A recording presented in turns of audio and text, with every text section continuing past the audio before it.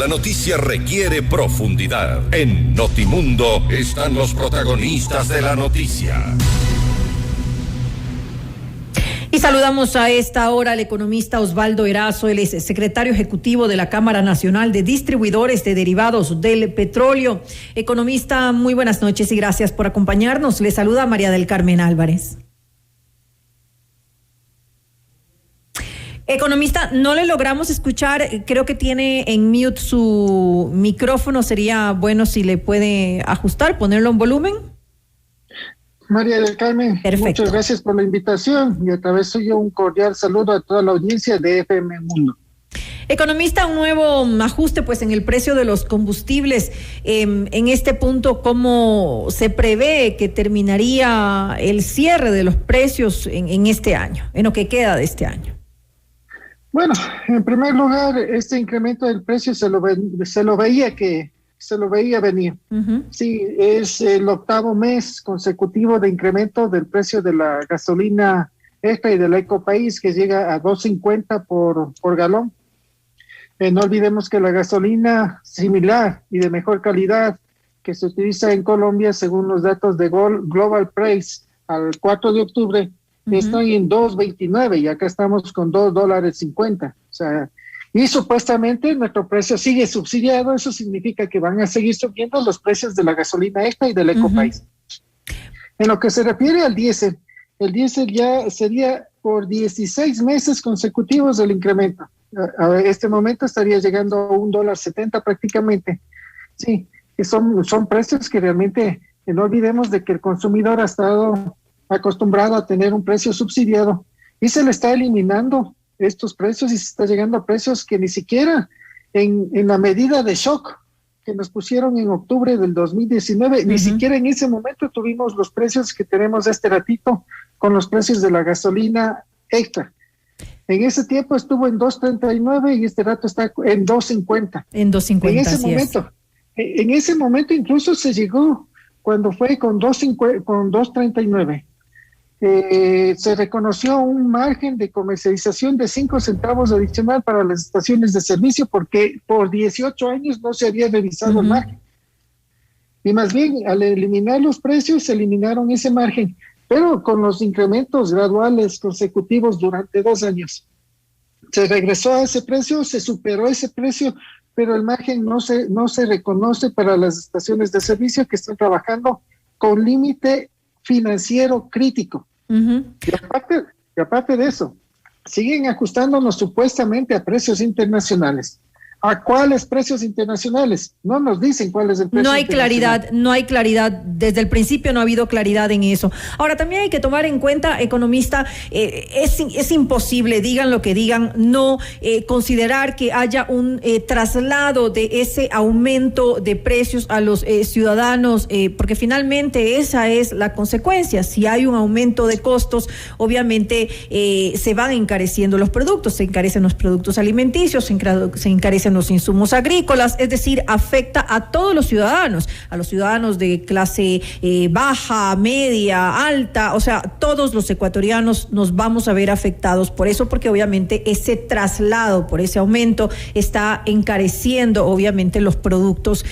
Por eso es tan importante que de alguna manera se llegue a un acuerdo, por lo menos que haya una focalización, que haya una compensación. ¿Cómo ve usted hasta el momento los diálogos que se han venido llevando? Ya se ha entregado pues unas propuestas para el sector del transporte.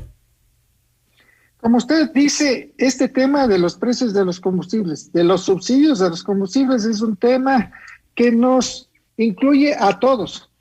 Y lastimosamente el diálogo nacional entre comillas, se centró entre el gobierno y los transportistas, uh-huh, cuando este diálogo debía ser más amplio, en el cual deberían participar otros actores, como las estaciones de servicio, como los municipios, como las universidades, pero lastimosamente se centraron en ellos. Y en este momento van a sacar supuestamente un sistema de focalización, uh-huh, del cual tantas vueltas y contratar consultoras externas, cuando se les sugirió que podían hacer mediante compensación, es decir, un solo precio para todo el mundo, y los beneficiarios simplemente la diferencia reclaman mediante factura al SRI o al Banco del Pacífico. Démele actividades al Banco del Pacífico, o si no a través de una tarjeta de débito en la cual el gobierno mensualmente le acredita el valor que tiene ellos como beneficio para adquirir el combustible.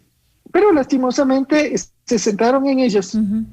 Y bueno, en parte es comprensible, porque a la final, ¿quién es el que va a recibir el beneficio? El transportista. ¿Quién es el que otorga el beneficio? El gobierno. Entonces ahí supuestamente no incluyen nada más. Esperemos que no cometan un error como fue en el gobierno de Moreno. Uh-huh. En diciembre del 2018, cuando sacaron el decreto 619, que querían focalizar el precio de la gasolina para el sector del taxismo, y simplemente querían focalizar utilizando una infraestructura privada, que son de las estaciones de servicio. Entonces esperemos que esta vez no saquen otro decreto que sea inaplicable. Ahora, según conocemos, la focalización, como usted bien lo dijo, solamente va dirigida al transporte público. Y supuestamente se lo hace de esta manera porque porque es el gobierno el que designa, digamos, una tarifa, y por esto es que se focaliza. Sin embargo, para los otros sectores, porque en este proyecto que se ha entregado, se lo ha dividido por tipo de transporte, por modalidad de transporte. Entonces, solamente se ha considerado la focalización para el transporte público. Sin embargo, para otro tipo de transporte, lo que se considera es compensación. Por ejemplo, ya el taxismo ha dado un pronunciamiento sobre esto y ha dicho que no están de acuerdo, porque obviamente compensaciones, por ejemplo, con aranceles, si es que traen llantas o repuestos de vehículos, ellos dicen, bueno, en realidad en este momento no estamos trayendo nada por la situación económica. Lo que necesitamos nosotros también es que haya una focalización, que se congele el precio de la gasolina extra o Ecopaís, que es la que ellos utilizan para poder trabajar, porque es su trabajo. ¿Qué considera usted, cómo ve usted esta situación? Bueno, en primer lugar, el gobierno anunció de que no va a congelar los precios de los combustibles, pero también no olvidemos de que esto está ya creando mucho malestar en el consumidor. Uh-huh. Y viendo la situación económica que vive el país, porque todavía no es que se reactiva la economía, todavía y durante algún tiempo más la situación económica del país va a ser muy complicada. Se debería revisar ese incremento del 5% mensual en las gasolinas. Si es que ya no quiere congelar, entonces que siga ajustando, pero ya no en el 5%, sino en el 1%. Y lo mismo en el diésel, ya no en el 3%, sino en el 1%. Ampliemos el plazo para ir ajustando los precios de los combustibles. Porque no olvidemos de que hoy día marcó sobre los $80 el WTI. Así es. Ese es el componente principal para los precios de los combustibles, de los cuales somos deficitarios. El 84% del gas que consumimos en el país es importado. Más del 60% de las gasolinas que importamos en el país es importada. Otro tanto más sucede con lo del diésel.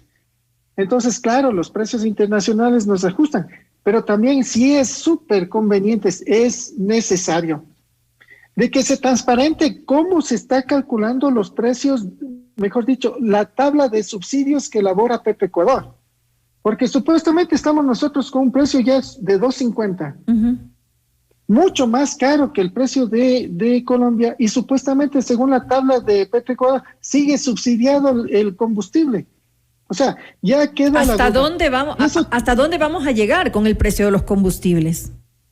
Bueno, el techo viene dado de tres maneras. La una, en función de los incrementos de los precios de los combustibles, en función de los requerimientos del Fondo Monetario Internacional y en función de lo que el gobierno quiere cumplir con esos compromisos internacionales, a expensas de la molestia que cause al consumidor, uh-huh. Porque el consumidor está haciendo un esfuerzo para pagar y no está recibiendo ningún tipo de compensación. Uh-huh. Compensación que deberían darle, porque el gobierno está recibiendo más ingresos petroleros y se está ahorrando en los subsidios de los combustibles. Entonces, al existir ese esfuerzo del consumidor, también debería haber una contraparte del Estado, con una compensación social. General. Exacto, con una compensación general. Ahora, usted, economista, hace un momento decía que el precio del crudo internacional está sobre los $80. Esto seguramente se va a mantener durante los próximos meses. Sin embargo, justamente esta situación, el que el precio internacional del crudo haya subido, va a hacer que se demore más tiempo el desmonte, digamos, de los subsidios. Pero justamente ahorita, como lo estamos manejando con ese sistema de bandas, con ese 5%, ya por ese único aumento que estamos revisando, va a tomar más tiempo. Ahora, si consideráramos lo que usted dice, que no fuera del 5%, que fuera del 1%, entonces, ¿cuánto tiempo más esto tomaría? Bueno, eso tomaría, primero, en la gasolina extra se estimaba de que con este ajuste ya prácticamente en la gasolina extra ya se eliminaba el subsidio. Pero obviamente por los precios internacionales y según los cálculos de Petroecuador todavía está subsidiada la gasolina extra. Los precios del petróleo, es muy difícil calcular los precios del petróleo, pero viendo la situación en este momento, el precio del petróleo tan alto refleja la situación de una crisis energética mundial, porque en este momento hay incremento de los precios del petróleo, incremento de los precios del gas natural, incremento de los precios del carbón. El carbón que genera el 40% de la electricidad del mundo, el gas natural que genera el 25% de la electricidad de Europa, ¿no es cierto? Entonces, eso generó que la electricidad se multiplique por 3 en Europa y en algunos lugares incluso hasta por 4 los precios. Acá no lo sentimos, pero en cambio allá ya se lo está sintiendo. China está cerrando ya algunas de sus empresas. Va a haber escasez de aluminio, de acero, de microcomponentes. O sea, la situación que vive el mundo es una situación bien complicada en este momento. Entonces, obviamente, y encima más vamos a entrar a un invierno fuerte en la parte norte del hemisferio. Y eso significa de que van a necesitar más energía para poder calentar las casas y eso va a generar más demanda de petróleo y los precios van a seguir subiendo, por lo menos mientras dure el invierno, o sea, hasta febrero, marzo del 2022. ¿Cuánto corresponde a los costos de distribución y comercialización dentro del costo de los combustibles? Bueno, el margen de comercialización es un margen que está fijado en precios, independientemente del precio. Si sube el precio, los márgenes siguen. Pues el margen en el diésel está en 12 centavos. Eso significa que son 6% del precio de venta al público. Es un margen fijo, no es un margen porcentual. No es porcentual, debería ser porcentual. Como en todo negocio, si el precio sube, la ganancia sube. Si el precio baja, la ganancia baja. Pero acá no, se mantiene un precio fijo. Y ahí es cuando los técnicos, los especialistas del gobierno, del Ministerio de Transportes, del Ministerio de Energía, salen a dar soluciones y después se dan con la piedra en los dientes porque no conversaron y no se enteraron de cuál es la real dinámica en la distribución de combustibles. Ahora, ya para finalizar, es la última pregunta que le hago, economista. ¿Qué decir del tema de los impuestos, del recargo de impuestos? ¿Se están incluyendo más impuestos? ¿También aumentan al lado del aumento del precio de los combustibles? Bueno, los impuestos, todo galón de combustible paga IVA y paga un 12% en función de los precios de venta al público, en función de los precios del terminal. Claro, ahí es porcentual.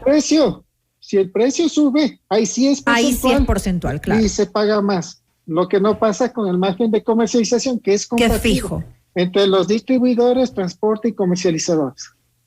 Bueno, pues estaremos pendientes de la respuesta que se da por parte de los transportistas. Según conocemos, debería darse esta semana. Están analizándola, pero como lo dije hace un momento, pues hay muchos sectores, muchas modalidades del transporte que no están incluidas en esta propuesta como focalización, sino como compensaciones. Estaremos pendientes, pues, de lo que ocurre y le quiero agradecer nuevamente al economista Osvaldo Erazo. Él es secretario ejecutivo de la Cámara Nacional de Distribuidores de Derivados del Petróleo. Nuevamente, gracias por compartir junto a nosotros este espacio. Muchas gracias por la invitación.